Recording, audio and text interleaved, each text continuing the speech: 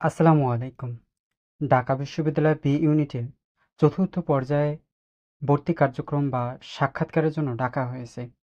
প্রথমত গুরুত্বপূর্ণ যে নোটিশ দেওয়া হয়েছে, অর্থাৎ এ ইউনিটে তোমাদের ক্ষেত্রে বলেছি যে সকল শিক্ষার্থীদের যারা সাবজেক্ট পায়নি তাদের ওদের যেতে হবে। এই সংক্রান্ত তোমাদের মিস্টেক হয়েছে, যে তোমাদের এ তথ্য দিয়েছি, তার জন্য অসংখ্য দুঃখ প্রকাশ করতেছি তোমাদের কাছে। যে বলা হয়েছে যে সকল ইউনিটে চতুর্থ মনোনয়ন প্রকাশ করা হয়েছে, যারা নূতন করে বিষয়ে মনোনয়ন পেয়েছে তাদের সাক্ষাৎকার উপস্থিত হয়ে মূল মার্কশিট সহ প্রয়োজনীয় কাগজপত্র জমা দিতে হবে।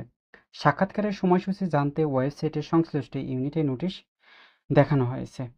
মূলত তোমাদের এ ইউনিট নিয়ে কথা বলছিলাম, যে ডাকা হয়েছিল সকল ইউনিট নিয়ে, সকল সর্বশেষ ইউনিট পর্যন্ত ডাকা হয়েছে এই ইউনিট নিয়ে, যেখানে বলছিলাম যে তোমাদের যারা যারা সাবজেক্ট পায়নি তাদেরও ডাকা হয়েছে। তো এই তথ্যটি দেওয়ার জন্য অসংখ্য দুঃখ প্রকাশ করতেছি, যে তোমরা যারা সাবজেক্ট পেয়েছো এই ইউনিটে লাস্ট মেরিট পর্যন্ত যারা সাবজেক্ট পেয়েছো তাদের কিন্তু উপস্থিত থাকতে হবে। বি ইউনিট বি ইউনিটে বলা হয়েছে 2024-25 শিক্ষাবর্ষে কলা, আইন ও সামাজিক বিজ্ঞান ইউনিটে আন্ডার গ্রাজুয়েট প্রোগ্রামে ভর্তি উত্তীর্ণ শিক্ষার্থীদের বিশ্ববিদ্যালয় ভর্তি পরীক্ষার ওয়েবসাইটে মাধ্যমিক কলা ও সামাজিক বিষয় মনোনয়নপ্রাপ্ত নিম্নলিখিত মেধাক্রম শিক্ষার্থীদের আগামী 31শে মে নিম্নলিখিত সূচি অনুযায়ী কলা আইন অনুষদে ডিন অফিসে গ্রহণ করা হবে। দেন যে সকল শিক্ষার্থী নিচে স্কল পরে তোমাদের বলবো যে তোমাদের কোন মেরিট থেকে কত পর্যন্ত নেওয়া হয়েছে। যে সকল শিক্ষার্থী নতুনভাবে সাবজেক্ট পেয়েছে তাদের ক্ষেত্রে 31 তারিখে সাক্ষাৎকারের জন্য ডাকা হয়েছে। তো 2টি নির্দেশনা দেওয়া হয়েছে, বলা হয়েছে ইতিমধ্যে মনোনয়ন পেয়েছে সে সকল শিক্ষার্থী প্রথম ও দ্বিতীয় তৃতীয় সাক্ষাৎকারে উপস্থিত হয়েছে তাদের পুনরায় উপস্থিত হওয়ার প্রয়োজন নেই।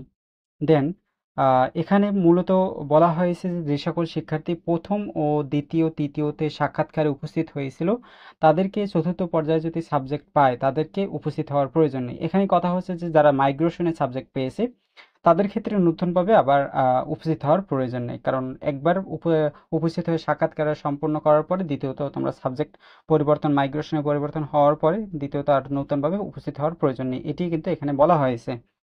দেন বলা হয়েছে অনলাইনে প্রদর্শিত সর্বশেষ বিষয় মনন তালিকায় যারা কোনো বিষয় পায়নি তাদের উপস্থিত হওয়ার প্রয়োজন নেই। যারা বি ইউনিট থেকে এখন পর্যন্ত যারা এখনো সাবজেক্ট পায়নি বা চতুর্থ পর্যায়ে যারা এখনো কোনো সাবজেক্ট পায়নি তাদের ক্ষেত্রে উপস্থিত হওয়ার কোনো প্রয়োজন নেই, যেটি প্রথমত তোমাদের নোটিশে বলে দিয়েছি। তো এখানে রয়েছে যে এ ইউনিট সরি মানবিক ও ব্যবসা শিক্ষা যারা বি ইউনিটে পরীক্ষা দিয়েছে, মানবিক ও ব্যবসা শিক্ষা তাদের রয়েছে 9টা থেকে 11টার মধ্যে উপস্থিত থাকতে হবে।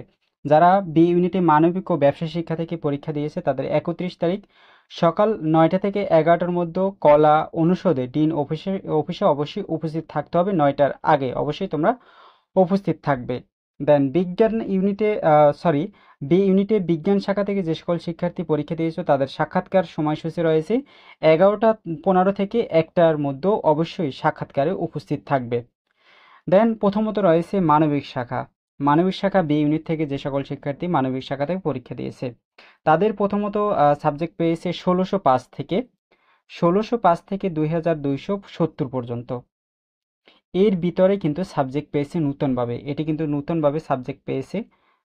মানে যারা সাবজেক্ট পায়নি তাদের কিন্তু এখানে রোল নাম্বার দেওয়া হয়নি। তো তোমরা এখানে দেখে নাও যে তোমাদের সাবজেক্ট পেয়েছো কি পেয়ে না। তোমরা অবশ্যই তোমরা লগ ইন করো, তোমাদের ওয়েবসাইটে যা যা লগ ইন করে ওয়েবসাইটে কিন্তু তোমাদের মনোনয়নপ্রাপ্ত সাবজেক্টটি অবশ্যই দেখতে পারবে। তারপর তোমরা এখানে দেখতে পারবে যে মানবিক শাখা থেকে চতুর্থ পর্যায়ে 57 জনকে নেওয়া হয়েছে। দেন ব্যবসা শিক্ষা থেকে নেওয়া হয়েছে চতুর্থ পর্যায়ে মোট 86 জনকে, যেখানে 77 থেকে শুরু হয়ে 296 পর্যন্ত নেওয়া হয়েছে। তো এর ভিতরে কিছু কিছু গ্যাপ রেখে কিছু কিছু নেওয়া হয়েছে। তো এর ভিতরে কিন্তু তোমাদের যারা নতুন সাবজেক্ট পেয়েছে তাদের কিন্তু এখানে ডাকা হয়েছে, আর যারা সাবজেক্ট পায়নি তাদের কিন্তু এখানে কোনো রোল নাম্বার নেই অথবা তাদেরকে উপস্থিত থাকার কোনো প্রয়োজন নেই। বিজ্ঞান শাখা থেকে বি ইউনিটে যারা পরীক্ষা দিয়েছে তাদের 1073 থেকে 4596 পর্যন্ত সাক্ষাৎকারে রাখা হয়েছে, অর্থাৎ 1073-এর ভিতরে মধ্যে 4559-এর মধ্যে যারা সাবজেক্ট পেয়েছে 99 জন মোট, এদের ভিতরে কিন্তু সাবজেক্ট পেয়েছে বিজ্ঞান শাখা থেকে তাদের কিন্তু সাক্ষাৎকারে 31শে মে সকাল 11:15 থেকে 1টার মধ্যেও বিজ্ঞান শাখা থেকে অবশ্যই উপস্থিত থাকতে হবে। দেন কি কি কাগজপত্র প্রোভাইড করতে হবে সাক্ষাৎকারের সময় শিক্ষার্থী অবশ্যই সাথে নিয়ে যেতে হবে। সেটি হচ্ছে যে ভর্তি পরীক্ষার মূল প্রবেশপত্র, ভর্তি পরীক্ষার যে মেইন অ্যাডমিট কার্ডটি রয়েছে সেটি প্রোভাইড করতে হবে। এসএসসি ও এইচএসসি যে মার্কশিট রয়েছে, মূল মেইন কপি যে মার্কশিট সেটি অবশ্যই প্রোভাইড করতে হবে।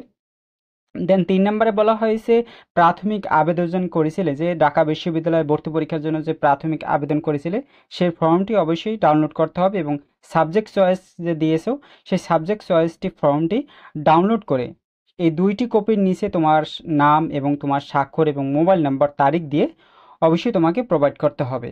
এবং ভর্তি ফি, অগ্রিম জমা ও বিষয় পরিবর্তন ফি ও অগ্রিম পরিশোধের জমা, অর্থাৎ যে সকল শিক্ষার্থী অগ্রিম জমা দিয়েছো ভর্তি ফি অথবা মাইগ্রেশনের জন্য টাকা পেইড করেছো তাদের কিন্তু এই রসিদটি অবশ্যই প্রোভাইড করতে হবে। কোনো কারণে প্রয়োজনীয় কাগজপত্র আনতে ব্যর্থ হলে শিক্ষার্থীকে নির্ধারিত পরিমাণ জরিমানা প্রদান সাপেক্ষে সাক্ষাৎকারে অংশগ্রহণের অনুমতি দেওয়া যেতে পারে। নির্ধারিত সময়ের মধ্যে সংশ্লিষ্ট কাগজ ডিন অফিসে জমা দিতেই হবে। দেন এখানে মূল কথা হচ্ছে যে যে সকল শিক্ষার্থী সাক্ষাৎকারে তোমাদের ডকুমেন্টস, এই যে ডকুমেন্টস বলেছি এই ডকুমেন্টস নিয়ে যেতে পারো না, কিন্তু তোমাদের সাক্ষাৎকারে উপস্থিত থাকতে হলে এই জরিমানা দিয়ে তোমাদের উপস্থিত থাকতে হবে। তো পরবর্তীতে এই তোমাদের যে তারিখ দেওয়া হয়েছে এই তারিখের ভিতরে কিন্তু যে যে ডকুমেন্টস তোমাদের প্রোভাইড করতে হবে এই তারিখের ভিতরে কিন্তু তোমাদের অবশ্যই প্রোভাইড করতে হবে। দেন সাক্ষাৎকারের সময় শিক্ষার্থীকে মূল গ্রেড শিট সমূহ জমা রাখা হবে। মূল গ্রেড শিট সমূহ জমা দেওয়ার পূর্বে শিক্ষার্থীদের প্রত্যেকটি গ্রেড শিটের অন্তত 10টি কপি করে কাছে রাখতে হবে। দেন এখানে বলা হয়েছে যে সকল শিক্ষার্থী সাক্ষাৎকারে যাবে তাদের কাছ থেকে সকল ডকুমেন্টস নিয়ে যাবে অবশ্যই, কিন্তু তোমাদের কাছ থেকে রাখা হবে যে এসএসসি ও এইচএসসির যে তোমাদের মার্কশিট রয়েছে সেই মূল মার্কশিটটি অবশ্যই রেখে দেওয়া হবে।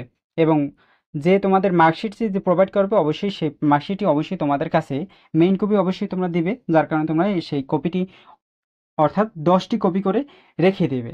কারণ মেইন কপি প্রোভাইড করবে যার কারণে তোমাদের পরবর্তীতে আবার এই মার্কশিটটির কপিটি অবশ্যই তোমাদের প্রয়োজন পড়বে। এর জন্য তোমরা অবশ্যই ফটোকপি করে নিজের কাছে রেখে দেবে। এখানে সর্বশেষ কথা হচ্ছে যারা প্রথম ও দ্বিতীয় তৃতীয় সাক্ষাৎকারে উপস্থিত তাদের পুনরায় উপস্থিত হওয়ার প্রয়োজন নেই। এখানে মূল কথা যারা প্রথম ও দ্বিতীয় তৃতীয় সাক্ষাৎকার উপস্থিত হয়েছে আবার নতুনভাবে যারা সাবজেক্ট পেয়েছো তাদের কিন্তু এখানে অবশ্যই উপস্থিত থাকার জন্য নির্দেশনা দেওয়া হয়েছে। দেন যারা সাবজেক্ট পাওনি, একেবারেই কোনো সাবজেক্ট পাওনি এবং যারা এত মেরিট লিস্টের ভিতরেও কিন্তু সাবজেক্ট পাওনি বা কাছে রয়েছে তাদের ক্ষেত্রে কিছু বলার নেই। এখানে হচ্ছে যে স্কোর ভিত্তিক বিবেচনা করে যে কোনো একটি সাবজেক্ট দেওয়া হয় বা সেই নিয়ে কিন্তু আপডেট দিয়েছে যে কী হিসেবে সাবজেক্ট দেওয়া হয় বা কোন কারণে সাবজেক্ট দেওয়া হয় বা স্কোর ভিত্তিক কীভাবে বিবেচনা করে যে কোনো একটি সাবজেক্ট প্রোভাইড করা হয় সেই সংক্রান্ত বিস্তারিত নিয়ে কিন্তু আপডেট দিয়েছে, যেটি ডিসক্রিপশনে লিঙ্ক দিয়ে রাখা হয়েছে, সেখান থেকে অবশ্যই তোমরা দেখতে পারবে যে কী কারণে সাবজেক্ট দেওয়া হয় আবার দেওয়া হয় না।